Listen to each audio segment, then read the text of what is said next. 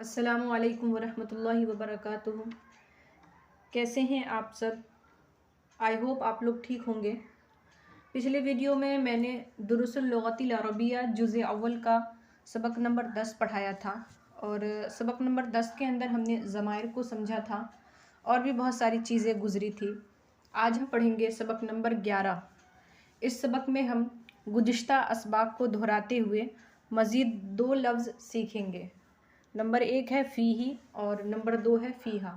इन दोनों के माने एक ही होते हैं। फ़ीही के माने हैं इसमें और फ़ीहा के भी माने यही है इसमें, लेकिन मुज़क्कर और मुअन्नस का इसमें फ़र्क है। फ़ीही ये मुज़क्कर के लिए इस्तेमाल होता है और फ़ीहा ये मुअन्नस के लिए इस्तेमाल होता है। जिस तरीके से हमने ज़माइर में पढ़ा था हु और हा, हु मुज़क्कर के लिए और हा मुअन्नस के लिए, उसी तरीके से फ़ीही ये मुज़क्कर के लिए इस्तेमाल होगा और फ़ीहा ये मुअन्नस के लिए। फ़ीही जो है ये असल में फ़ीहू था। लफ्ज़ की अदायगी में सहूलियत और आवाज़ में खूबसूरती पैदा करने के लिए इसको फ़ीही कर दिया गया। इसके और कोई कायदे? चलिए अब सबक की तरफ बढ़ते हैं। बिस्मिल्लाहिर्रहमानिर्रहीम। अद्दर्सुल हादी अशरा, 11वां सबक। बैती मेरा घर, ये मुतकल्लिम का सेगा है। आगे है हाज़ा बैती, ये मेरा घर है। बैती अमामल मस्जिदी, मेरा घर मस्जिद के सामने है। अमामा के बारे में हमने पीछे पढ़ा दिया है और आप लोग पढ़ चुके हैं अमामा और खल्फ़ा के बारे में कि अमामा और खल्फ़ा ये अपने बाद आने वाले इस्म की तरफ मुज़ाफ़ होते हैं। तो अमामा मुज़ाफ़ और अल मस्जिद ये मुज़ाफ़ है और मुज़ाफ़ का एराब हमेशा मजरूर होता है। ये हम पढ़ चुके हैं। आगे चलते हैं। बैती जमीलुन, मेरा घर खूबसूरत है। फ़ीही हदीक़तुन सग़ीरतुन, उसमें एक छोटा बागीचा है। हदीक़तुन के माने हैं बाग और सग़ीरतुन यानी छोटा। फ़ीही उसमें एक छोटा बागीचा है। आगे है हाज़िही गुरफ़ती, ये मेरा कमरा है। फ़ीहा नाफ़िज़तुन कबीरतुन व मिरवाहतुन जमीलतुन, उसमें एक बड़ी खिड़की है और एक खूबसूरत पंखा है। आगे है हाज़ा सरीरी, ये मेरी चारपाई है। वहाज़ा कुर्सी, और ये मेरी कुर्सी है। वहाज़ा मकतबी, और ये मेरी मेज़ है। आगे है साअती व कलमी व किताबी अलल मकतबी, मेरी घड़ी, मेरी कलम और मेरी किताब मेज़ पर है। वाव जो है ये अरबी के अंदर हर लफ्ज़ के बाद आता है, जबकि उर्दू में और सिर्फ़ आखिरी लफ्ज़ के साथ आता है। यानी वाव का इस्तेमाल अरबी के अंदर हर लफ्ज़ के बाद होगा, लेकिन अगर हम तर्जमा करेंगे इसका उर्दू में तो इसका वाव का तर्जमा सिर्फ़ और सिर्फ आखिरी में होगा। यानी साअती व कलमी व किताबी अलल मकतबी, तो मेरी घड़ी, मेरी कलम और मेरी किताब मेज़ पर है। आगे चलते हैं। वह हकीबती तहतल मकतबी, और मेरा बस्ता मेज़ के नीचे है। नाफिज़तुन गुरफ़ती मफ़तूहतुन, मेरे कमरे की खिड़की खुली हुई है। नाफिज़तुन के माने हैं खिड़की। आगे है हाज़िही गुरफ़तु अख़ी, ये मेरे भाई का कमरा है। व तिल का गुरफ़तु उख्ती, और वो मेरी बहन का कमरा है। गुरफ़तु अख़ी कबीरतुन व गुरफ़तु उख्ती सग़ीरतुन, मेरे भाई का कमरा बड़ा है और मेरी बहन का कमरा छोटा है। गुरफ़तु अख़ी अमामा गुरफ़ती, मेरे भाई का कमरा मेरे कमरे के सामने है। अमामा के माने हैं सामने।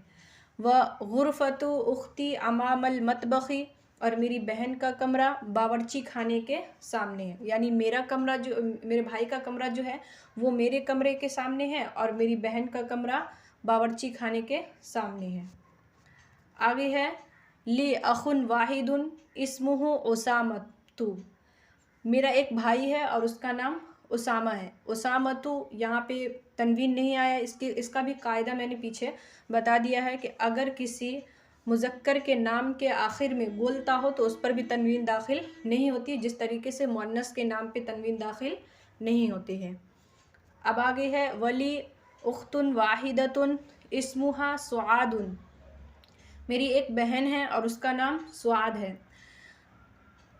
इस्मुहा यहाँ पे आया है और یہ جو اخن ہے اس میں کیا آیا ہے؟ اسمو آیا، یعنی مذکر کے لیے ہو استعمال ہوگا اور مؤنث کے لیے ہا۔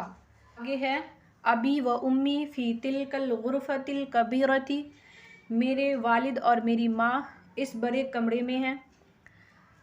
انا احب ابی و امی، میں اپنے والد اور اپنی ماں سے محبت کرتا ہوں۔ و احب اخی و اختی، اور میں اپنے بھائی اور اپنی بہن سے محبت کرتا ہوں۔ احب، یہ احب کے بعد جو الفاظ آتے ہیں ان کو مفعول بہ کہتے ہیں۔ مفعول بہ وہ لفظ ہے جس پر فعل کا اثر پڑتا ہو، جیسے مثال کے طور پہ ہے کہ بچے نے اینک توڑ دی، تو یہاں پہ توڑنے کا اثر کس پہ پڑا ہے؟ اینک پر پڑا، تو یہ اینک کیا ہوگا؟ مفعول بہ ہوگا۔ اور مفعول بہ عربی میں منصوب ہوتا ہے، یعنی زبر ہوتا ہے اس پر، لیکن اگر یہ مفعول بہ یا کی طرف مضاف ہو تو زبر نہیں ہوگا بلکہ زیر ہوگا۔ جیسے ہے انا احب ابی، ابی یہ کیا آیا یہاں پہ؟ زیر آیا، کیونکہ یا کی طرف مضاف ہو رہا ہے، اور امی کے اندر بھی زیر ہی آئے گا۔ آگے چلتے ہیں تمارین، یعنی جو سبق ابھی ہم نے اوپر پڑھا ہے اس کی یہاں پہ چھوٹی سی تمرین ہے۔ تمرین نمبر 1، اقرا واکتب، پڑھیے اور لکھیے۔ من فی ھذا البیت، اس کمرے میں کون ہے؟ فیہ حامد، اس میں حامد ہے۔ ماذا فی الحقیبۃ، بستے میں کیا ہے؟ فیہا کتابی و قلمی و دفتری، اس میں میری کتاب، میری قلم اور میری کاپی ہے۔ تو یہاں پہ بھی فیہی اور فیہا دو لفظ آئے ہیں۔ فیہی یہ مذکر کے لیے استعمال ہوا کیونکہ حامد کی بات ہو رہی تھی، اور فیہا یہ مؤنث کے لیے استعمال ہوا کیونکہ حقیبۃ یہ کیا ہے؟ مؤنث ہے، تو مؤنث کے لیے کیا آتا ہے؟ فیہا، اور مذکر کے لیے فیہی۔ اور یہاں پہ ایک اور چیز آئی ہے واو۔ واو یہ عربی میں ہر لفظ کے ساتھ آتا ہے، اور اردو کے اندر اس کا ترجمہ صرف ایک ہی بار ہوتا ہے۔ اب آگے ہے نمبر 3، من فی السیارۃ، کار میں کون ہے؟ فیہا ابی و امی و اخی و اختی، اس میں میرے والد، میری ماں، میرا بھائی اور میری بہن ہے۔ یہاں پہ بھی واو ہے، اور فیہا یہاں پہ آیا ہے۔ اس کے بعد ہے نمبر 4، من فی المسجد الجامعۃ الآن، مسجد جامعہ میں اس وقت کون ہے؟ ما فیہ احد، اس میں کوئی نہیں ہے۔ من فی ھذہ الغرفۃ، اس کمرے میں کون ہے؟ فیہا المدیر، اس میں محتمم ہے۔ آگے ہے اقرا، یعنی پڑھیے۔ احب ابی و امی، میں اپنے والد اور اپنی ماں سے محبت کرتا ہوں۔ نمبر 2 ہے احب اخی و اختی، میں اپنے بھائی اور اپنی بہن سے محبت کرتا ہوں۔ نمبر 3 احب زمیلی، میں اپنے دوست سے محبت کرتا ہوں۔ احب استاذی، میں اپنے استاد سے محبت کرتا ہوں۔ احب اللہ، میں اللہ سے محبت کرتا ہوں۔ احب النبی، میں اپنے نبی صلی اللہ علیہ وسلم سے محبت کرتا ہوں۔ احب اللغۃ العربیۃ، میں عربی زبان سے محبت کرتا ہوں۔ تو احب یہاں پہ استعمال ہوا ہے۔ احب کو ہمارے بتا دیا ابھی، احب کے بعد جو الفاظ آئے اس کو مفعول بہ کہتے ہیں۔ مفعول بہ یعنی وہ لفظ جس پر فعل کا اثر پڑا ہو، اور مفعول بہ کا اعراب منصوب ہوتا ہے، لیکن اگر مفعول بہ یا کی طرف مضاف ہو تو اس پر زیر ہی ہوگا، زبر نہیں آئے گا۔ تو یہ ہم نے پڑھا آج سبق نمبر 11۔ سبق نمبر 11 کے اندر ہم نے فیہی اور فیہا جو ہم نے پیچھے پڑھ لیا تھا اس کی یہاں پہ مشق کرائی گئی ہے۔ سبق نمبر 11 کے اندر جو چیز ہم نے سبق نمبر 10 کے اندر پڑھا تھا، بس اسی چیز کی یہاں پہ مشق کرائی گئی ہے اس سبق کے اندر، کہ فیہی یہ کیا، فیہی یہ مذکر کے لیے استعمال ہوتا ہے اور فیہا مؤنث کے لیے۔